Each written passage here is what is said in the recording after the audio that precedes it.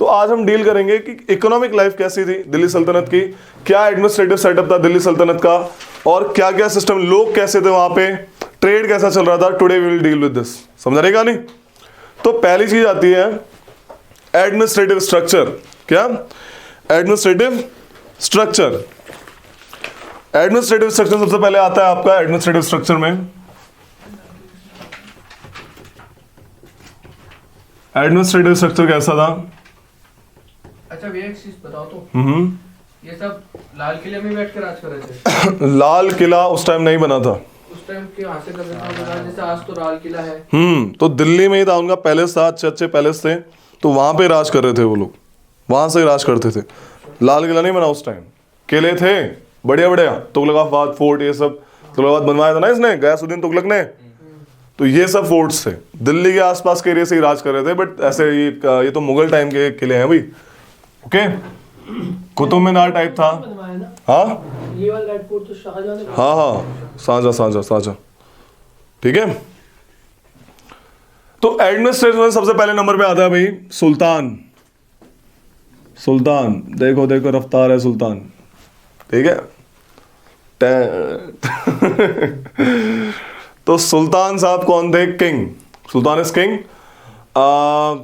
He consider himself to be deputy of caliph. ये generally जो सुल्तान होते थे इस टाइम के, अपने आप को क्या बोलते थे? हम डेप्यूटी हैं किसके? Caliph, Abbasids caliph. They considered themselves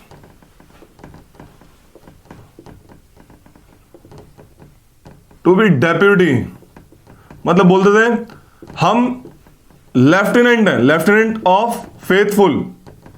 क्या है? हम लेफ्टिनेंट हैं फेथफुल के, क्योंकि पता क्या है, देखो ये स्लेव्स थे बेचारे, they were slaves in the starting, slave of a slave, right. तो इनको क्या है, इनको कहीं ना कहीं एक ऐसा है कि इस्लामिक वर्ल्ड से जुड़े रहे, that's we are the protector of Islam. जब मंगोल से इन्वेजन किया, सारे इस्लामिक लोग अफगानिस्तान, तुर्किश और ये ईरानी सब इधर, तो ये सब इधर भाग के आए, right. So what happened, they just consider themselves to be lieutenant of the faithful, and faithful was caliph of Abbasid empire.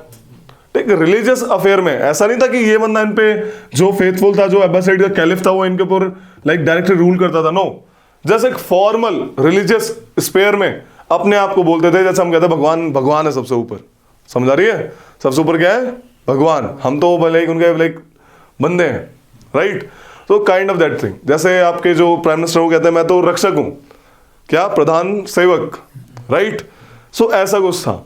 Religious sphere में क्या करते हैं उसको, एक नॉमिनल रोल, लाइक जैसे प्रेसिडेंट और प्राइम मिनिस्टर रिलेशन होता है, एक नॉमिनल हेड बनाया गया उसको, कि भाई sultan was the lieutenant of the faithful and he just discharge his duty in religious affair in terms of this his role. क्योंकि in India the state of Islamic state था इस time पे। India जो था इस time पे Islamic state था। सो Islamic state होने के नाते इस्लाम को बचाने की गारंटी ये लोग लेते थे। And being the Islamic state, Caliph was the religious head of the Islam, as I told you in starting. So they were like, we are the lieutenant of the faithful. Okay, sultans. समझ रही पहली बात? सुल्तान कौन है? Sultan is lieutenant of the faithful. ये भी कुछ ही टाइम तक रहा था, बाद में हट गया था। अलाउद्दीन के टाइम पे इसको हटा दिया गया था। अलाउद्दीन बोला लाइक कोई आई एम द किंग, खतरनाक बंदा था वो। ठीक है, so that was the case. पहली चीज सुल्तान की, sultan was the head of commander in chief. Sultan is commander in chief of army. Army मतलब आर्म फोर्सेस, ठीक है, आर्म्ड फोर्सेस। देखो यार, तुमने देखा था उस टाइम में there is no regular way of succession. Primogeniture, what do you mean by primogeniture? हाँ भी मनीष यादव, टाइट करो थोड़ा सा, मेरे हाथ थोड़े वो फिसल रहे हैं इसमें। What do you mean by primogeniture? Thank you. युवराज घोषित करना। युवराज किंग अपने बेटे को घोषित करता था और हमेशा सक्सेशन की लड़ाई होती थी, है ना। यू नो, इनफैक्ट इल्तुतमिश ने अपनी बेटी को घोषित कर दिया, है ना। कितनी बड़ी बात है। बलबन कौन था? He was the one of the like noble, उसको कोई मतलब ही नहीं था। ठीक है, तो यहां पे सीन क्या है, कोई भी प्रिमो जनरेशन कॉन्सेप्ट नहीं एकदम ठीक से फिट हो पा रहा. जिसके पास आर्मी की स्ट्रेंथ है, गयासुद्दीन तुगलक, जलालुद्दीन खिलजी, कैसे आएगी नई डायनेस्टी? जिसके पास आर्मी की स्ट्रेंथ है, जिसके पास नोबेलिटी की पावर है, जो उसमें कमांड कर रहा है, वो बन जाएगा राजा. तो क्योंकि किंग को ये बात पता थी, तो किंग ने आर्मी किसी के अंडर दी नहीं. बोला I am the chief, I am the commander in chief of the arm forces. कि भाई कल को तुम तख्ता उलट कर दो, मेरी तो वैल्यू नहीं है फिर तो, है ना, कि कोई रेगुलर वे ऑफ सक्सेशन हो ही नहीं रहा है. So that was the case. तो king was the commander in chief of the arm forces. समझ नहीं आ रही है? ठीक है. तो ये चीज है पहली सुल्तान की. और सुल्तान जो था जस्टिस डिपार्टमेंट बने हुए थे, काफी जस्टिस डिपार्टमेंट बने हुए थे. जस्टिस वाज द फेवरेट, या लाइक सुल्तान इसको बड़े हाई हैंडेडनेस से एक देखता था, मतलब कि जस्टिस अच्छा डिलीवर होना चाहिए. In fact I told you the at the court of Balban, right. In fact Tughlaq भी, एमबीटी भी बड़ा क्रूर था जस्टिस के मामले में. ऊपर से कोई किसी को भी, मतलब इनफैक्ट ये जो एमबीटी था, मोहम्मद बिन तुगलक, जो इक्तास से रेवेन्यू आता था ना, इक्तास से, वो इतना देखते थे. इक्तास जो इक्तादारी हैं, जो उनके हेड हैं इक्तादारी, उनको पनिश कर देता था. बताओ, गवर्नर पनिश हो रहे हैं, कितनी बड़ी बात है कि भाई 5-10 रुपए इधर उधर कैसे हो गए. छोटे छोटे केसेस पे इधर उधर पनिश कर देता था वो लोग. तो जस्टिस के मामले में they were very very very hard. समझ आ रही कहानी? सो ही वॉज द, जो जस्टिस डिपार्टमेंट होता था वैसे उसके हेड होते थे काजी. कौन होते थे? काजी. और काजी के ऊपर एक एपेलेट अथॉरिटी होती थी, जैसे सुप्रीम कोर्ट कह लो. तो he was acting as supreme court. Appellate authority होता था ये. समझ आ रही है? एपेलेट अथॉरिटी है ये आपके सुल्तान साहब. तो सुल्तान साहब का ये रोल है. सारी की सारी पावर सुल्तान के पास है. All the powers in that state. Centralise state था उस टाइम, कोई डेमोक्रेटिक थोड़ी था, ऑटोक्रेटिक स्टेट था, इस्लामिक स्टेट था. सारी की सारी पावर सुल्तान के पास है. समझ रही कहानी? तो ये है सुल्तान की थोड़ी सी कहानी उस टाइम की. He just command his army to the military campaigns and other things. सारे के सारे बंदे इसके अंडर में होते थे. Okay.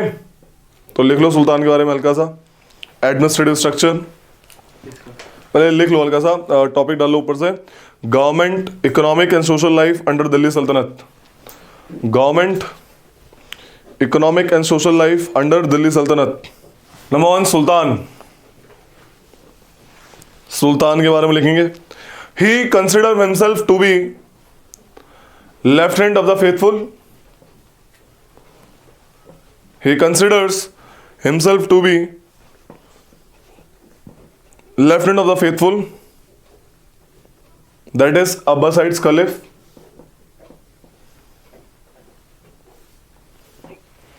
That is Abbasides Caliphs.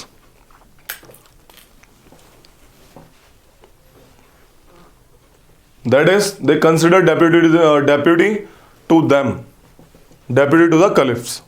CLIPH. Deputy मानते थे हमको, अपने आप को.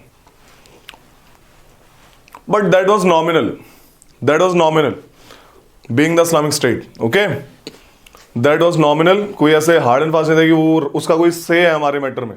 कैलिफ का कोई से नहीं होता था इंडिया में. देयर वॉज नो से ऑफ कैलिफ इन इंडिया. समझ आ गई? सुल्तान के बारे में और लिखो. ही is the commander in chief of the arm forces. He is the commander in chief of the arm forces. All powers rested in him. All powers rested in him. For the purpose of administration, he was assisted by the ministers. He was assisted by the ministers who were chosen by him only at his pleasure. कभी भी remove कर देगा. Who were chosen by him at his pleasure.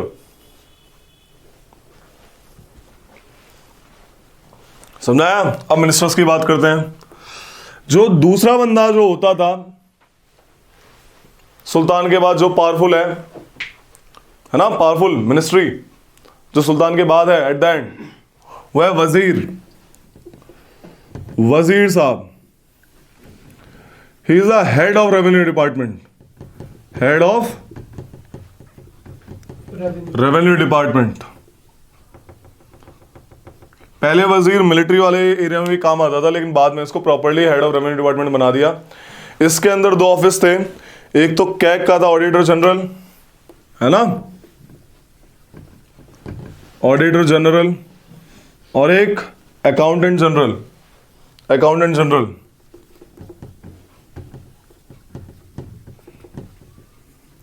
ये देखता था expenditure और ये देखता था इनकम। समझ आ रही है कहानी? तो that was the case. Famous वजीर हुए हैं एमबीटी के टाइम पे, फेमस वजीर था ख्वाजा जहान, ख्वाजा जहान। एफएसटी के भी टाइम पे एक फेमस वजीर था,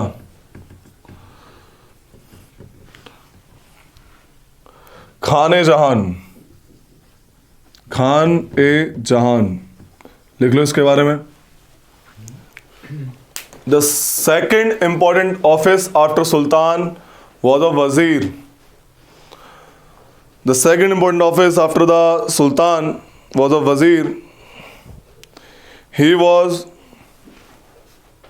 second important office after sultan was a wazir, वजीर आजम। He is head of revenue affairs. दीवाने मुस्तकराज, मतलब ये मत लिखना, बस एक बता रहा हूं, ठीक है। ही is head of revenue affairs, that is dealing with income and expenditure, that is dealing with income and expenditure. सुना रही है?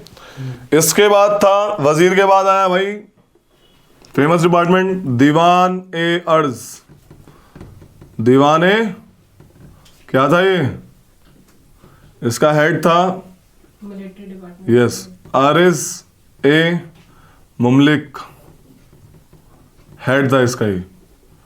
तो इट्स अ मिलिट्री डिपार्टमेंट। क्या है ये? Military department. भर्ती वर्ती देखता था, भर्ती पैसे से ये देंगे लोग सैनिकों को, ठीक है। मिलिट्री डिपार्टमेंट, भर्ती करवाना है अग्निवीर, कौन करवाएगा? सुल्तान थोड़ी करवाएगा। तो भर्ती जो करवाएगा वो ये है दीवान ए अर्ज। दीवान ए अर्ज लिख लो। दीवान ए अर्ज, दीवान ए अर्ज was a military department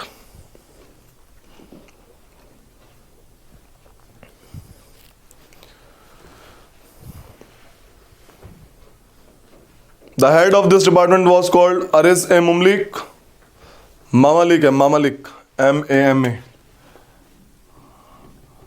MAMAL like Mamalik Aris A Mamalik।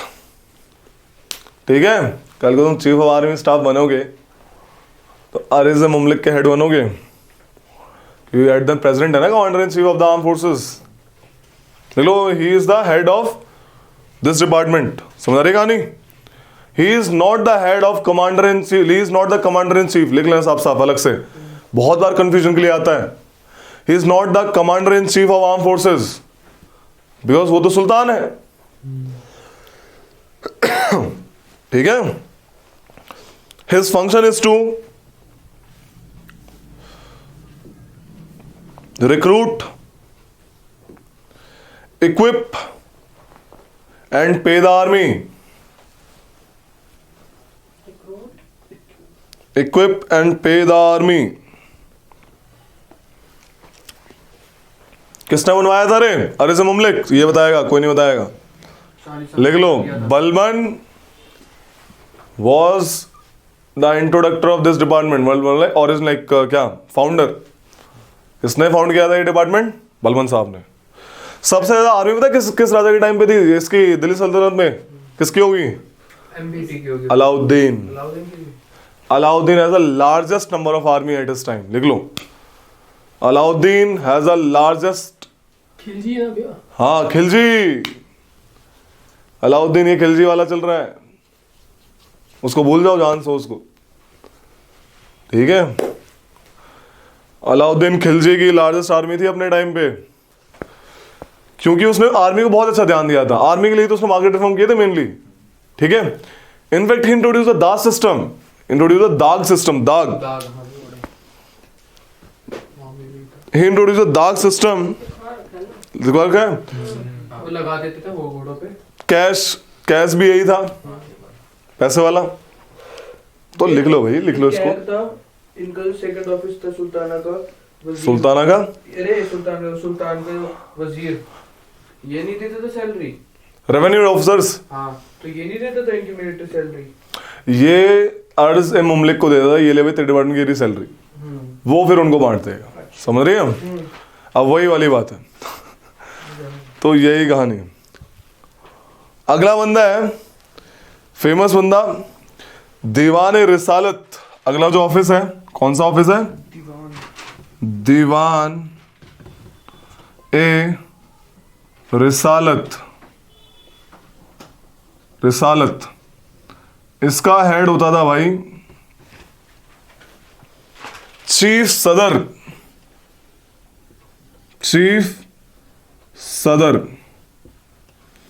दीवान रिसालत का मेन काम क्या था इस टाइम? कॉलेज का है वो, प्रैक्टिकल का दोस्त का देख रहा था।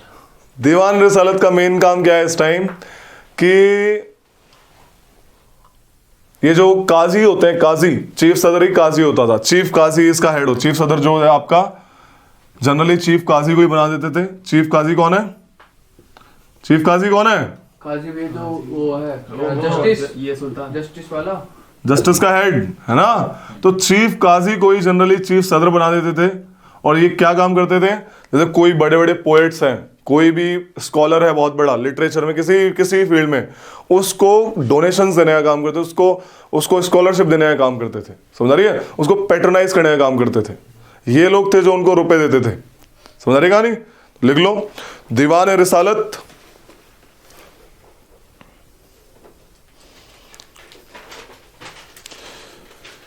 डील्स विथ रिसालत, रिसालत RISALAT, दीवान ए रिसालत। It deals with religious matters, comma, pious PIOUS, pious foundation and stipends to the deserving scholars and men of piety. To deserving scholars and men of piety. चलो पहले लिख लो। It was presided over by man of party कैसे करेंगे? PIETY. It was headed by Chief Sadar, SADR, who is generally the Chief Qazi. Chief Qazi. Who is generally Chief Qazi? सदर जो है, chief सदर, वो हेड करता था इस डिपार्टमेंट को। और वो बंदा कौन होता था जनरली? चीफ काजी साहब। काजी तो बहुत है, लेकिन चीफ काजी हेड होता था इसी डिपार्टमेंट का। चीफ काजी का तो काजी जो मेन है तो वो तो सुल्तान ही होगा। बिल्कुल। अब काजी और तुम्हें अगर मैं बोलता हूँ एक हाई कोर्ट है, हाई कोर्ट में बहुत सारे जजेस हैं, तो एक CJ भी तो होता है, chief justice of that high court, है ना। फिर इनकी अपील नहीं होती ऊपर, तो अपील के लिए सुल्तान है ही हाई कोर्ट के ऊपर। ठीक है? तो चीफ काजी जो है जस्टिस डिपार्टमेंट का हेड है, वो जनरली ये काम भी करता था साथ में। समझ आ रहे हैं मैं क्या कहना चाह रहा हूं? चीफ काजी। ठीक है, तो लिख लो। ठीक है, he was generally a chief qazi. The chief qazi was the head of department of justice. Chief qazi लिख लिया। Chief qazi was the head of department of justice. Diwan Risalat हो गया। Next is Diwan Insha. Next is Diwan e Insha. ये डिपार्टमेंट डील करता है कम्युनिकेशन डिपार्टमेंट। बेसिकली क्या है ये? Communication department. किंग का बाकी डिपार्टमेंट से कम्युनिकेशन, किंग का किसी फॉरेन एम्बेसडर से कम्युनिकेशन, किंग का किसी फॉरेनर रूलर से कम्युनिकेशन, किसी भी एरिया से कम्युनिकेशन कौन करेगा? ये डिपार्टमेंट मीटिंग अरेंज करवाएगा। समझ रहे कहानी?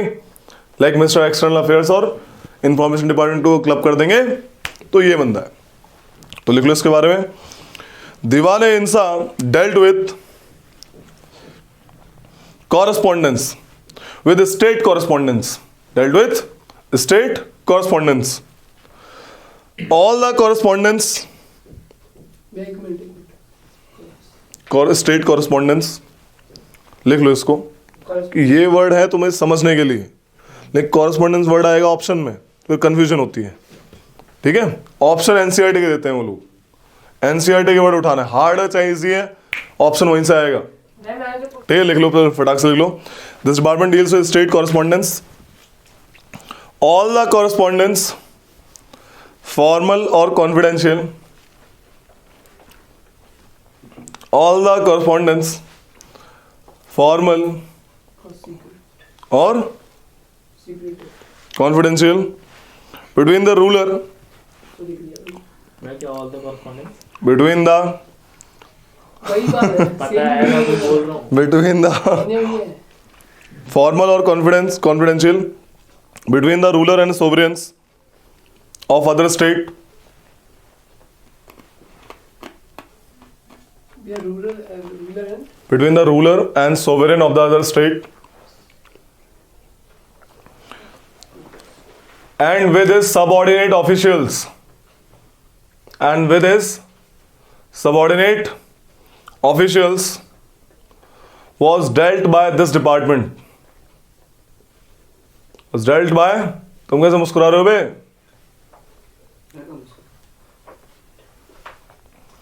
This department, ठीक है, समझ आया? देखो क्या था, तुमने मैंने पहले बताया हुआ भी है, जो बलबन था, बलबन राइट, वो नोबल्स पे नजर रखता था, स्पाई रखता था, स्पाई। ऐसे अलाउद्दीन भी स्पाई सिस्टम बहुत था अलाउद्दीन के टाइम में, स्पाइस को उस टाइम जो जासूस, ऐसे टाइगर ठीक है, तो जासूस रखता था ये बंदा, तो जासूस उसको कहते थे बारिद्स, क्या कहते थे? बारिद, यूज कर लूंगा। बारिद कहते थे स्पाइस को, लिख लो मोहित। The ruler posted intelligence agents called Barid in different parts of the empire. ये तो याद हो गया। Posted intelligence agents in different parts of the empire called Barids. Intelligence agents called Barid. Intelligent के सामने Barid लिख लेना.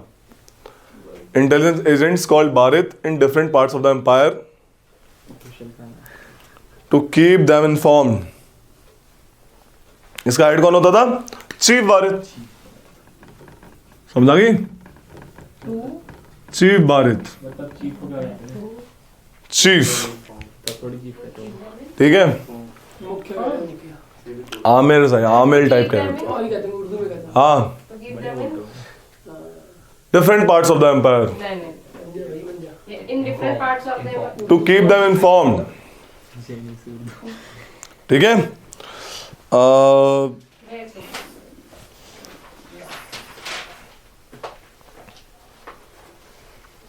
एक बंदा था वकील ए दर।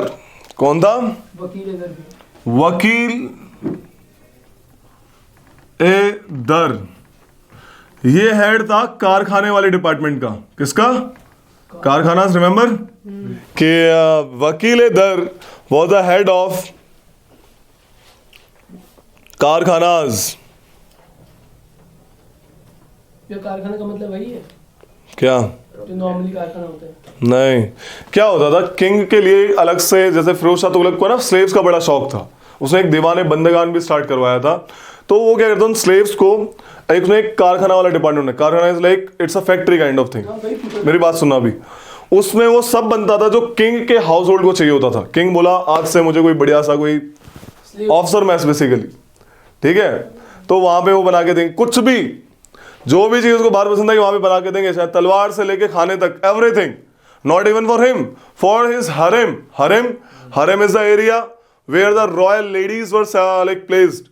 माता, चाची, मौसी, बीवियां, ये सब हरेम में रहेंगी, समझा रही है? इन सब को देखता था, ये सब की कि इनकी लाइक नीड्स पूरी हो रही है नहीं हो रही। साथ में इसका एक और काम था इस वकील दर का। वकील दर का एक और काम क्या था कि जब रॉयल साहब बैठेंगे, जब राजा साहब यहाँ बैठेंगे तो लाइन वाइज लोग बैठे अपनी अपनी पोजीशन के हिसाब से, समझा रही है? तो ये कोर्ट में डेकोरम, स्पीकर का काम भी था इसका, कोर्ट में डेकोरम मेंटेन करने का भी काम था, मॉनिटर साहब। ठीक है, राजा चुप हो जाओ, चुप हो जाओ, चुप हो जाओ, चुप हो जाओ, चुप हो जाओ, है ना? राजा तो कुछ बोलता नहीं था, बलबन जैसा सीधा कटवा देता था। ओके, तो लिख लो इसमें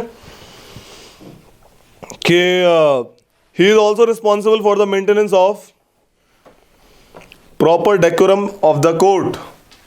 he is also responsible for the proper decorum, maintenance of the decorum of the court.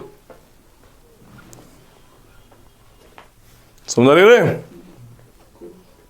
Court एक पब्लिक वर्क डिपार्टमेंट किसने स्टार्ट करवाया था? मत लिखो, लेकिन मैंने लिखवा दिया है। वो उसने करवाया था FST, फिरोज शाह तुगलक ने पब्लिक वर्क डिपार्टमेंट स्टार्ट करवाया था।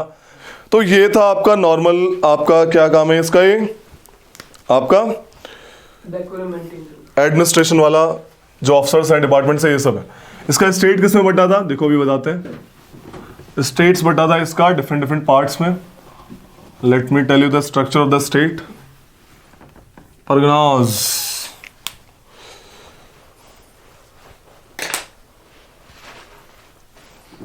मुक्ति वल्ली, हेड कौन था इसका? मुक्ति या वल्ली? वल्ली। पगनास का आमिल्स, सिकदार।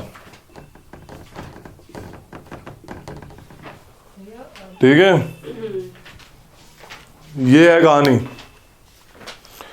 अलग अलग जो किंग का एम्पायर है वो इक्तास में बटे हुए हैं। इक्तास क्या है? प्रोविंसेस। समझा रही है? बताया था इक्तादारी सिस्टम। तो फ्यूडल सिस्टम है इंडिया का ये, दीज आर प्रोविंसेस, जिन्हें सूबा बने थे जो आगे चल के सूबा। समझा रही है? सूबा, जैसे सूबा ना, पंजाब सूबे में ये हो गया, बंगाल सूबे में ये हो गया सूबा। ये हिंदी में बोलते प्रोविंसेस को सूबा। जो मुगल टाइम में बनेंगे, मुगल टाइम में स्टेट को सूबा बोलेंगे। ठीक है, सूबेदार। समझ आ रही है? तो सूबे से सूबेदार आया। समझ रहे कहानी? तो सूबेदार साहब जो सूबा है दैट इज इक्ताज। जो स्टेट के नोबल्स हैं अलग अलग इक्ताज में बांटे हुए हैं। समझा रही कहानी? आगे बात समझ में? और हर एक इक्ताज में बोला इतना छोटा पोर्शन से एक सैनिक को आएगा, इतना ऐसे सैनिक के डिफाइंड है कितना उसका रेवेन्यू आएगा। तो इक्ताज में बांट दिया।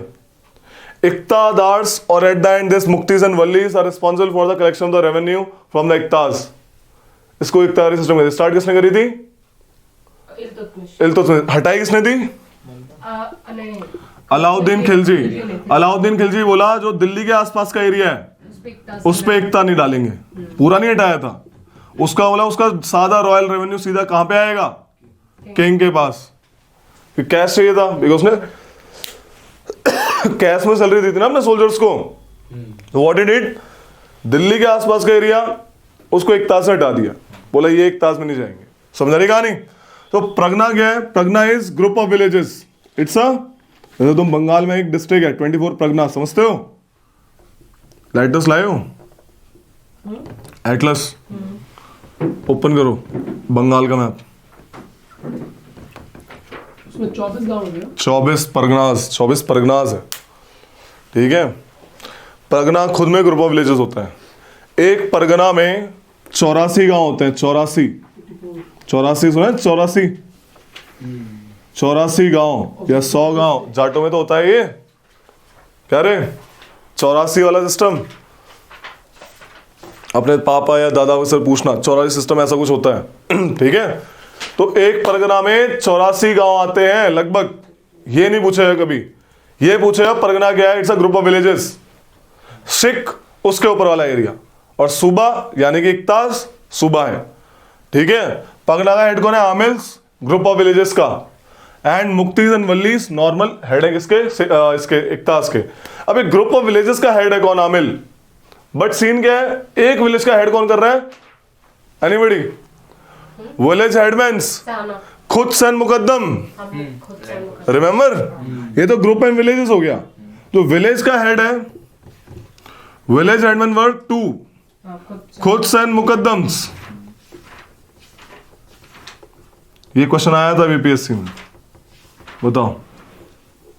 मुकद्दम, बेसिक क्वेश्चंस, बस टर्मिनोलॉजी पूछता और कुछ नहीं पूछता। लिख लो इसको, फटाक से लिख लो, बना लो इसको। State structure at the time of Delhi सल्तनत। The most important people of the village were खुद्स, KHUT, खुद्स यानी लैंड ओनर्स,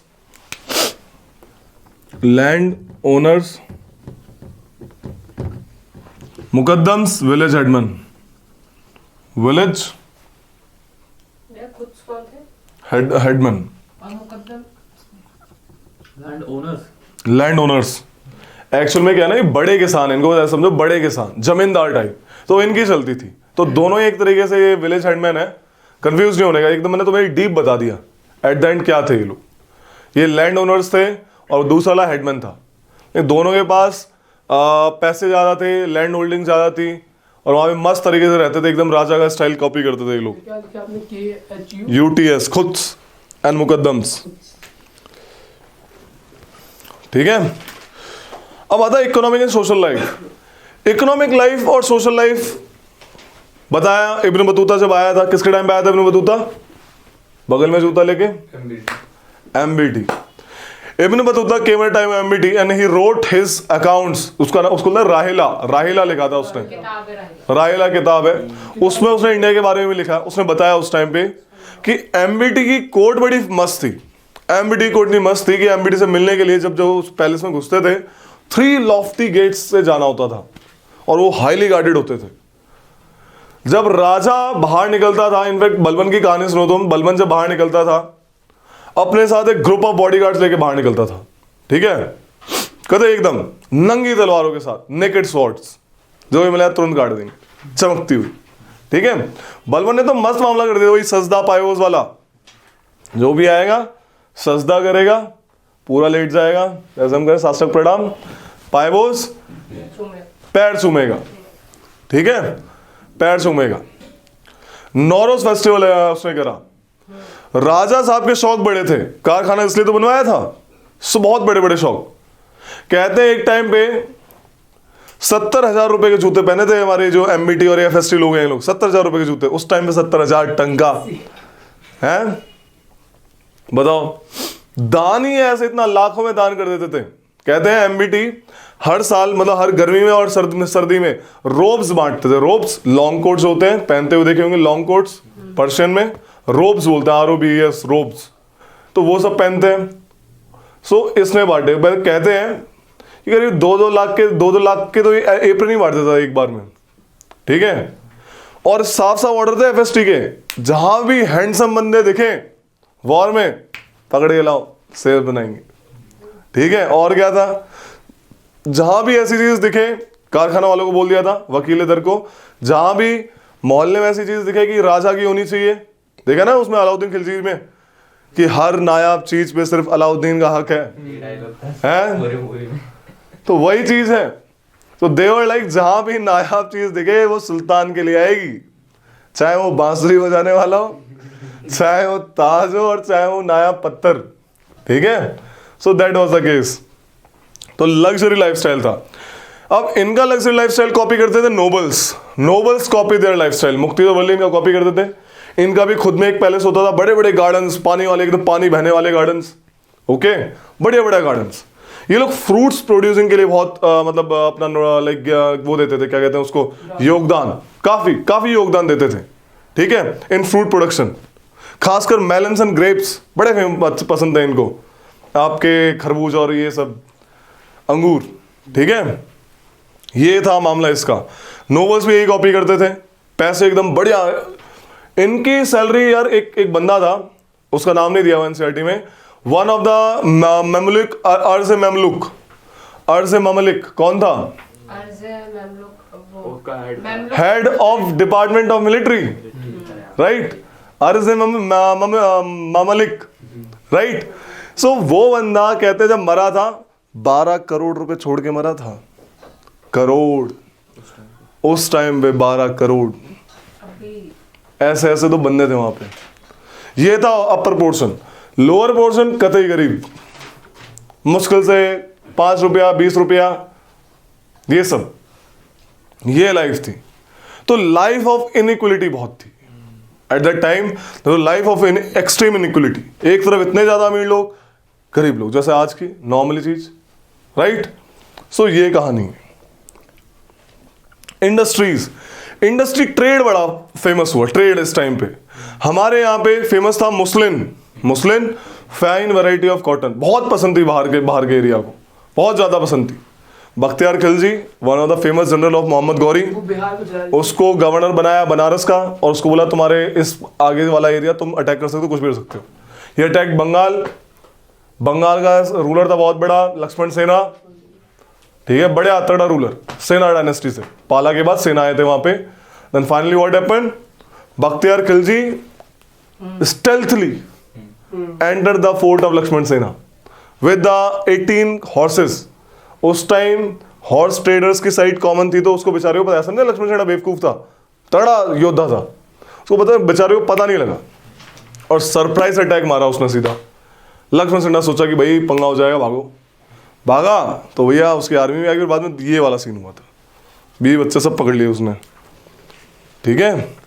एक और था, एक और चीज थी, तुमने देखे 26 जनवरी पे अभी भी आते होंगे या पहले आते थे, वो जो घुड़सवारों के पीछे वो जो साफ सफाई करने वाले आते हैं, हाथी जब से चलते थे तो पीछे साफ करने वाले आते थे, मामला रोड क्लियर करने के लिए। तो ऐसे इनके टाइम में थे सैपर्स एंड माइनर्स। अब सेना चल रही है, ओके, अब सेना तो चल रही है, लेकिन सामने नदी आ गई तो पुल बनाना है, क्या करना है, रोड साफ करनी है, गड्ढा है, कुछ भी है, बर्फ पड़ी है, पहाड़ों में लड़ने गए हैं ऊपर की तरफ। तो sappers and miners were there to remove the obstacles in their area. तो लिख लो, ये चीज लिखवाना भूल गया। There was a corps of sappers and miners which was attached with the army for clearing roads an obstacle for the march of the army। ठीक है, अब फटाक से एक चीज लिख लो कि आर्मी 2 किसका टाइम था? इन स्लेव डायनेस्टी के टाइम पे clear the obstacles for the army। For the March of the army, वही एक ही बात है। इब्न बतूता रोट राहिला, लिखवा रखा आपने लिखवाया है? किताब में। लिख लो जिसने नहीं लिखा। Ibn Battuta wrote Rihla who came at the time of MBT, Muhammad bin Tughlaq, आता है क्वेश्चन बहुत बार, ठीक है। इब्न बतूता मोरक्कन ट्रैवलर था, ये मोरक्कन में कहाँ था एग्जैक्टली? मोरक्को का ही होगा। और मोरक्को छोटा सा है। तंजीर, TANGIER, भैया रिहान की स्पेलिंग क्या है? RIHLA, रेला, RAHILA, HILA, रे, हाँ, राहिला, ठीक है। फेमस मर्चेंट्स के नाम लिख लो। फेमस मर्चेंट कौन कौन थे यहाँ पे जो ट्रेड करते थे, उनकी प्रजाति के नाम लिखो। भैया क्या बताया अभी आपने, कहाँ से आए थे? कास्ट, कहाँ से आए थे भैया?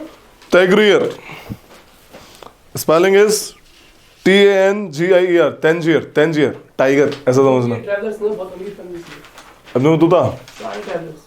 अरे घूमने निकल गए वर्ल्ड को, इतना पैसा, वही ट्रैवलिंग के लिए भाई दिक्कत हो जाती है, खर्चा। अभी मम्मी खाटू श्याम गई, पैसे तो लगते ही हैं, फ्री में थोड़ी घूम रहा है। बहुत पैसे और उस टाइम वो घोड़े महंगे अरबी घोड़े हैं, रास्ते में डकैत बंदूक लेके भी चलता होगा, मतलब वही छोटी मोटी तलवार, ओके। तो ये गाने लिखो। फेमस मर्चेंट्स वर मारवाड़ीज, गुजरातीज, जैन्स, मुस्लिम बोरा मर्चेंट्स, ये मुस्लिम बोरा, साथ में दोनों। हाँ ये बोरा जो है वो मुस्लिम है, BOHRA, मुस्लिम बोरा मर्चेंट्स, ठीक है। मुल्तानीज, खुरासनीज, मुल्तानीज, खुरासनीज। ठीक है, हम लोग इंपोर्ट क्या करते थे? इंडिया इंपोर्टेड, भैया इकोनॉमिक और सोशल लाइफ में लिखा है ना आप, इधर कुछ एक साथ लिखवा रहा हूं थोड़ा सा, ऐसे कुछ कोई दिक्कत नहीं है, कोई दिक्कत नहीं। इंपोर्ट में टेक्सटाइल्स, जिसमें फेमस था सैटिन, SATIN। टेक्सटाइल में कौन सा फेमस था? सैटिन, SATIN, कपड़ा, कपड़ाई। ग्लासवेयर्स एंड हॉर्सेस, हॉर्सेस तो पता ही है, घोड़े चाहिए हमको। Raw silk and porcelain, CELAIN, porcelain, ये सिरामिक है। ठीक है, ग्लास वेयर, देखो Sonargaon was famous for raw silk and fine cotton cloth, muslin. Sonargaon was famous for raw silk and fine cotton cloth called muslin. केचुली की तरह, सांप की केचुली की तरह, मुस्लिन। मुस्लिम कॉटन। ठीक है, इब्न बतूता बोलता है दिल्ली लार्जेस्ट सिटी था ईस्टर्न इस्लामिक एम्पायर का। लिख लो, as per Ibn Battuta, as per Ibn Battuta, Delhi was the largest city in eastern part of Islamic world. ठीक है, एक सिस्टम है रिलेज, रिले रेस देखिए, क्या होता है रिले रेस में? है ना,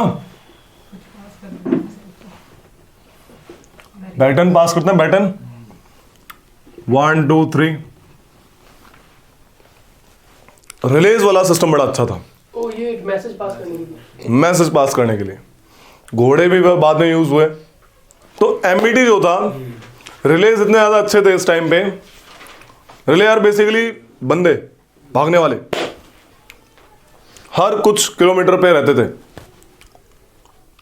जब एमबीटी दिल्ली से दौलताबाद जा रहा था, कहते हैं उसने with the help of this release he drank the Ganga water. पानी उसने गंगा जी का ही पिया भाई साहब, जब दिल्ली से महाराष्ट्र जा रहा था, because of this system of release. ये अफगानिस्तान, ईरान से फ्रेश फ्रूट मंगवाता था, पाकिस्तान से दिल्ली के लिए, रिलेज की हेल्प से। ये थे बंदे। जब ये भागते थे, अपने हाथ में घंटी लेके भागते थे, टुन टुन टुन टुन टुन टुन टुन टुन, ताकि आगे वाले को पता लग जाए कि बंदा पास में आ गया है, रेडी रहे एकदम फटाक से। टाइम वेस्ट होना चाहिए, कि फ्रिज तो थे नहीं, फल खराब नहीं होना चाहिए। राजा के पास खराब फल, भाई गर्दन ही कटवा दे, हैं? तो ये कहानी है। तो रिलेज का बहुत बड़ा, लिख लो, the networks of relays was very famous at the time of MBT for transfer of At the time of MBT, MBT। Muhammad bin Tughlaq, है ना? अब मोहम्मद बिन तुगलक लिखोगे लंबा लंबा, पेज बचा दिया भाई। ठीक है, for transfer of message, fruits, water, fresh, fresh लिखना, फ्रेश। ठीक है, फ्रूट तो कैसे भी आ जाएंगे। इस टाइम पे रेट सिस्टम इंट्रोड्यूस। रेट क्या होता है? राइट, वो टैक्स वाला राइट, वो जो RAHAT, रेट क्या समझते हो इससे? भैया मैं बस पैन लिखूं। पानी निकालने का। साइंस में देखा रेट सिस्टम, तो हाँ? बात घूमती तो घूमता रहता है ये। राइट वाली क्या ना वो, रैयतवाड़ी वो अलग है, वो अलग वो है। सिस्टम ऑफ टैक्सेशन है। वो मॉडर्न ठीक है, तो रेट सिस्टम पर्शियन व्हील जैसा ऐसा करके हुआ था। और तुम्हें पता होगा कि FST was called father of irrigation department, remember, construction department. तो यहाँ पे इसके बदौलत उसने इरिगेशन बहुत ज्यादा अमाउंट में करवाई। तो लिख लो, rate system introduced at this time, rate system introduced at this time which leads to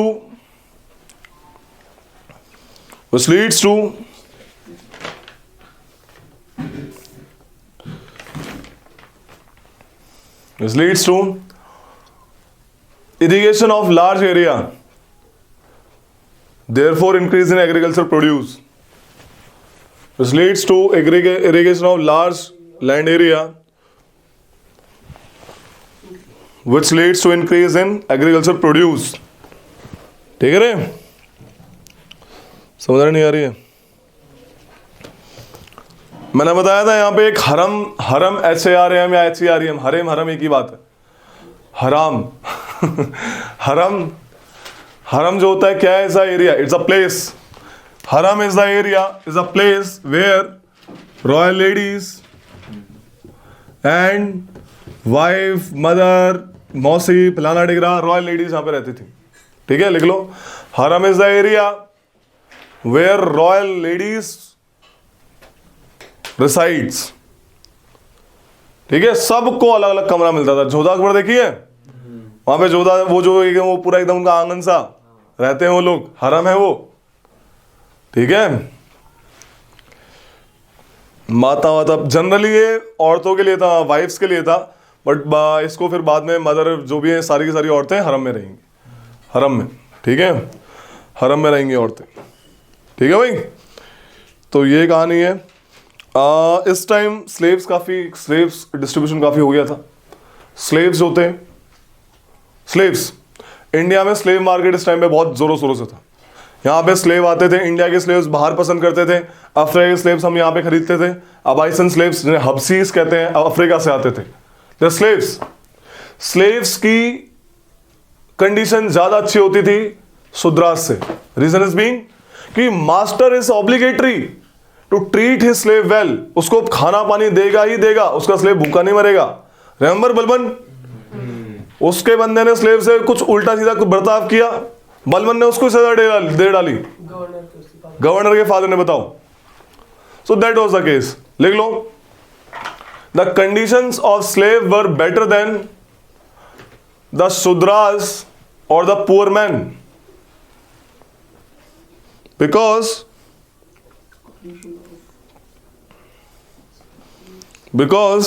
master of the slave, because the master of the slave was obliged to produce him, obliged to provide him food and shelter. Okay, ये कहानी थी, बस खत्म. अब scene क्या है कहानी? Question आता है औरतों की कंडीशन कैसी थी इस टाइम पे? औरतों की कंडीशन थोड़ी सी डिटेरियोरेट हुई. Reason is being Islamic world. Islamic world आने से क्या हुआ, जो अपर क्लास की औरतें थी उन्होंने पर्दा सिस्टम लाई अपने साथ. अब अपर क्लास की हर औरत पर्दा सिस्टम करती थी. इसका मेन रीजन था इन्वेडर्स की गंदी नजरों से बचने का, आउटसाइडर्स की गंदी नजरों से बचने का पर्दा सिस्टम यूज कर रहा औरतों ने. बाद में ये सिस्टम सोशल स्ट्रक्चर में कन्वर्ट हुआ. जो भी अपने आप को बड़े लाइक लग्जरी, जैसे कि अगर मैं कोई अमीर हो जाता है, आपको किसी की अमीरी कपड़ों से लगती है, लेकिन फिर लाइक मैनर्स रहन सहन बदलना पड़ेगा. अब ये टैग लगा के घूमते रहेंगे थोड़ा मैनर्स में चेंज लाने का है. तो मैनर्स आर देयर इज कि औरतें पर्दा करके चलेंगी, यानी वो हाई क्लास की औरतें, शूद्रा वाली औरतें पर्दा करके नहीं चलेंगी. सो दैट वाज द केस. तो पर्दा सिस्टम इस टाइम पे जोरों शोरों से था, जोरों शोरों से. ठीक है, इससे क्या हुआ, इससे एक दिक्कत हुई, औरतों की कंडीशन और भी डिटेरियोरेट होती गई. समझ आ रही है? They are more dependent on their male partner for the livelihood and for shelter, for protection, everything. ठीक है, पर्दा इस टाइम जोरों शोरों से था. अब एक क्वेश्चन आता है कि क्या उस टाइम इंडिया इस्लामिक स्टेट था? The answer is yes. India was at that time, India की जो स्ट्रक्चर था, जो इस्लामिक स्टेट. क्वेश्चन आएगा तो यस करना है इसको. And aristocratic, nobles, aristocratic state, ऐसा सिस्टम था. लेकिन इस्लामिक स्टेट से क्या है, ये मतलब था कि कन्वर्जन हो रहा था हाई स्केल में? बोला नो. हाई स्केल में फोर्स्ड कन्वर्जन नहीं हो रहा था कि भाई तलवार के दम पे कन्वर्जन नहीं हो रहा था इस टाइम पे. There was no conversion at the edge of the sword. Jalaluddin ने खुद ही बोला, क्या बोला, कि जहां पे लार्जेस्ट पॉपुलेशन हिंदूज की है वहां पे तो भैया भूल जाओ कि तुम इस्लामिक वर्ल्ड में इस्लामिक स्टेट बना पाओगे। All the it was Islamic, but Hindus have proper area so that they can conduct their religious activities and festivals. कहते हैं एक बार चीफ काजी जो है इल्तुतमिश के पास आया, बोलता है कि जनाब सुल्तान साहब एक काम करिए, या तो डेथ या फिर इस्लाम, ये ऐसा फरमान लागू करवाइए। इल्तुतमिश बोलता है अरे भैया क्या कर क्या रहे हो, हम एक सब्जी में नमक के बराबर हैं, आटे में नमक के बराबर हैं, बस एक डिश में नमक के बराबर हैं। अगर ऐसा कर दिया ये मुल्क के लिए, ये सल्तनत के लिए सही नहीं है, सब्जी बिना नमक के। ठीक है, दिक्कत हो जाएगी। मेजोरिटी तो इस्लाम की थी ना। नहीं नहीं नहीं नहीं नहीं, इस्लामिस्ट आर द ओनली। अभी वही एक बात सुनो, अब जैसे पॉलिटिशियंस हैं, they are small in number but people are large in number. जो पार्लियामेंटेरियन है they are the government but they are small in number, but people of India are larger in number. तो rulers हैं वो, तो rule करने वाले जो हैं, जो थोपने वाले हैं, वो मुस्लिम मेजोरिटी सिस्टम है। बट मेजोरिटी में गांव में तो खुद सन मुकद्दम है भाई, जो राज कर रहे हैं। गांव एरिया टोटल, पहले जो जजिया था, जजिया सेपरेट टैक्स क्यों नहीं था? क्योंकि जजिया को लैंड टैक्स के साथ लेते थे, और लैंड टैक्स कौन देता था? पेजेंट्स, और पेजेंट्स और मोस्टली हिंदूज। समझ आ रही है? हिंदुओं ने गांव बसाया हुआ था, तो हिंदुओं पे सेपरेट टैक्स ना लगा के लैंड टैक्स लगान की तरह ले लेते थे। लेकिन बाद में एफएसटी ने मामला थोड़ा चेंज किया, he just created a new tax system, जजिया सेपरेट टैक्स की तरह उसने लगाया। क्योंकि बाद में अफगान भी आके बसे, लोधी भी आके बसे, बाहर और सब आएंगे, हिंदुओं की पॉपुलेशन कम नहीं होगी।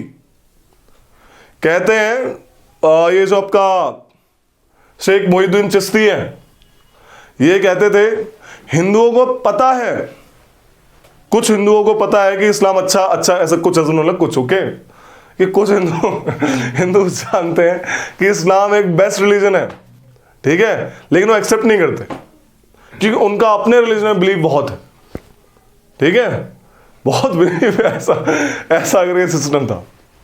अब बात आई जजिया की, मैंने बताया जजिया was a very minor tax according to the scale बांटते थे। अंबानी में बड़ा लगेगा, छोटे होंगे प्रशांत में छोटा जजिया लगेगा, रोहित बोला स्कूल स्टूडेंट है छोड़ दो, चिल्ड्रन की कैटेगरी में आ गया, ठीक है। So that was the case. तो जमीनीज द वर्ड जिन पे जजिया लगाया जाता था, जमीनीज जिनको प्रोटेक्टेड पीपल कहते थे, ZIMINI, ज़मीनीज, the word is protected people, है ना। जो नॉन इस्लाम पीपल है in the Islamic state. Islamic state से समझते क्या हो?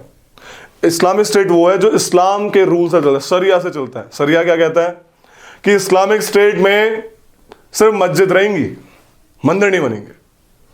क्या ऐसा था उस टाइम पे? नो, मंदिर भी थे। स्टार्टिंग में Mohammad Ghori attack Somnath and everything, Qutbuddin Aibak ने 2-3 ये सो क्वातुल इस्लाम मॉस्क ये जो बनाई कुतुब मीनार वाले एरिया में, यहाँ पे विष्णु टेम्पल था, लिखा हुआ है।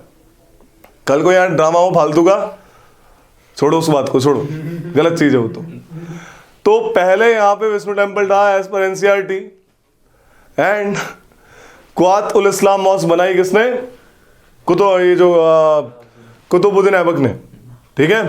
तो स्टार्टिंग का मामला, ये सब स्टार्टिंग वाला मामला था, फिर इस्लामिक स्टेट हुआ कैसे? वही बता रहा हूं, स्टार्टिंग वाला मामला था। लेकिन एंड में बोला इन्होंने कि आप नए टेंपल नहीं बनाओगे, पुराने वाले हम तोड़ेंगे नहीं, पुराने वाले you are allowed to have पुराने वाले टेंपल। अब टेंपल है, बिल्डिंग है, कभी तो टूटेगी, गिरेगी, है ना, खराब होगी, तो मेंटेनेंस कर सकते हो, पहली चीज। दूसरी चीज, आप घर में मंदिर बना सकते हो, घर में proper you can follow your religion, मंदिर बनाओ, कोई दिक्कत नहीं है। इल्तुतमिश के टाइम पे और बलबन के सारे अलाउद्दीन के टाइम पे भी लोग राजा के दरबार के सामने से होली मनाते हुए निकलते थे, दिवाली मनाते हुए निकलते थे, हिंदू फेस्टिवल पर जोरों शोरों से सेलिब्रेट करते थे। So that was the case कि फॉर्मल दिखावे के लिए लिखित में इस्लामिक स्टेट था, but in reality we are not truly Islamic state. Question आया तो हाँ बोलना, सिंपल सी बात है, फॉर्मेलिटी की ना लिखित वाला पूछता है। बट अगर डेप्थ पूछे कि Islamic state but actually like rigid type नहीं था, बिल्कुल सही बात है। समझा रही कहानी क्या है?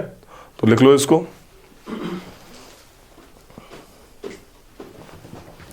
The Turkish state was in India, Turkish state in India was militaristic and aristocratic. Militaristic, military के दम पे राज करते थे ये लोग, militaristic and aristocratic. In a formal sense, the state was Islamic. दो वर्ड है ज़वाबित्स, दो वर्ड है क्या? ज़वाबित्स, ZAWABI, ज़वाबित्स and जहानदारी।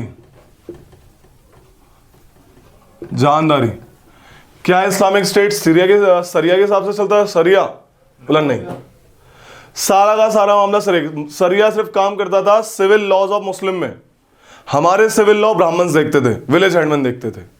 Apart from this Raja rule बनाता था, जैसे ऑर्डिनेंस बोलेंगे एक तरीके से, उन्हें जवाबित्स कहते थे। क्या कहते थे? जवाबित्स, rules made by king to rule the country. And जहानदारी क्या है? As I told you in formal sense India was Islamic state, but in real sense it was based on जहानदारी, वर्ल्ड के प्रिंसिपल्स के हिसाब से बना हुआ था, रूल्स के रेगुलेशन हिसाब से बना हुआ था। लिख लो इसको कि the sultan had to supplement the Muslim law by framing their own regulations. By framing their own regulations. That is called ज़वाबित्स। खुद की रेगुलेशन बनाता था। अलाउद्दीन कहता है, एक बार इनकी बातें सुनिए अलाउद्दीन की और काजी की। अलाउद्दीन कहता है मुझे नहीं पता, मैं Alauddin regulation, on regulation, own regulation, खुद की ओन। अलाउद्दीन और काजी की बातें हुई। अलाउद्दीन कहता है मुझे नहीं पता कि मैं सही कर रहा हूं या गलत कर रहा हूं इस्लाम के लिए, बट मुझे इतना पता है कि मैं देश चला रहा हूं इन ज़वाबित बना के। समझ रही है? तो जो बंदा थे, जो राजा थे, वो टोटली इस्लामिक नहीं थे। कुछ थे लेकिन जजिया वाले, they were Islamic in dealing with everything. ये जो क्या जिहाद टाइप कहीं कहीं भी यूज हो, जिहाद इज लाइक जहां पे इस्लाम के लिए खतरा होता है तो आर्मी को मोटिवेट करने के लिए जिहाद चिल्लाते हैं कि इस्लाम पे खतरा है तो भैया जो भी इस्लाम के खिलाफ आएगा जिहाद करो, मार डालो। ठीक है, जिहाद सिस्टम ऐसा, ये दिस इज एक्चुअली जिहाद इज। समझ रहे हो जिहाद क्या है? जिहाद इस्लाम पे जिस लोगों को खतरा है तो इस्लाम कहेगा तुम you can use weapon and you can just, ये वाली चीजें। ठीक है, बताओ मेडिवल पढ़ा रहे हैं, सत्संग सुना रहे हैं तो यही है मेडिवल इंडिया। अभी तो बाबर आएगा। अभी ये कौन सी लैंग्वेज यूज कर रहा है? पर्शियन। ठीक है, उर्दू पता है? उर्दू इंडियन लैंग्वेज है, यहां जन्मी है। हिंदावी पर्शियन मिला के यहां जन्मी है, हकीकत है। ठीक है, लिखो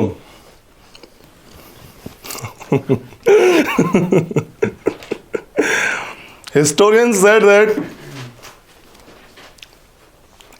India was not truly Islamic,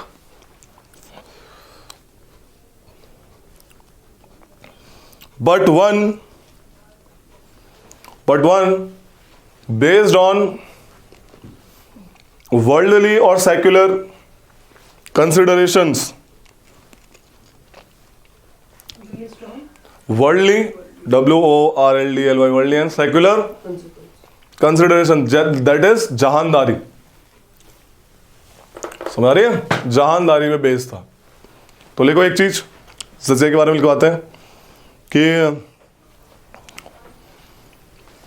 जजिया was paid by zimmis, ZIMMIS, और प्रोटेक्टेड पीपल। जिम्मी कौन थे? नॉन मुस्लिम थे ना? प्रोटेक्टेड पीपल, इस्लामिक स्टेट में नॉन मुस्लिम पीपल जिनको प्रोटेक्ट किया जाए। हाँ, मतलब एक ही बात है, who accepted Muslim rule and decided to pay जिजिया।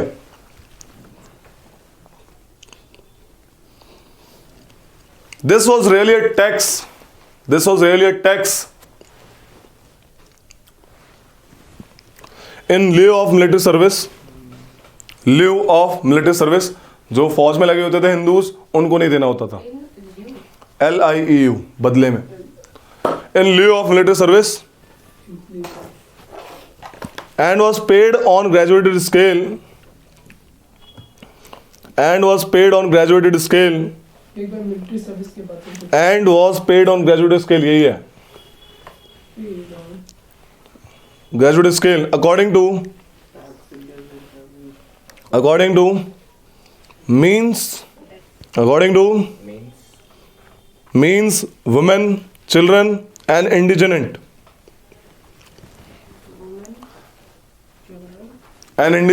that is poor are not allowed to pay the jizya. ठीक है, पहले ब्राह्मण्स को भी अलाउड नहीं था, लेकिन FST आया, बोला ब्राह्मण्स भी देंगे, आप सब देंगे.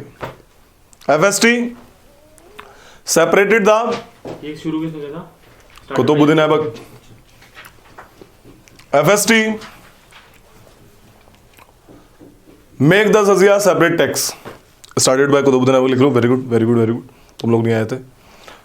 FST made it the separate tax and also, separated the क्या नहीं. अरे FST मेड जजिया a separate tax. He also levied जजिया on ब्राह्मण्स. इनको मरवा दिया था एक ब्राह्मण को FST ने.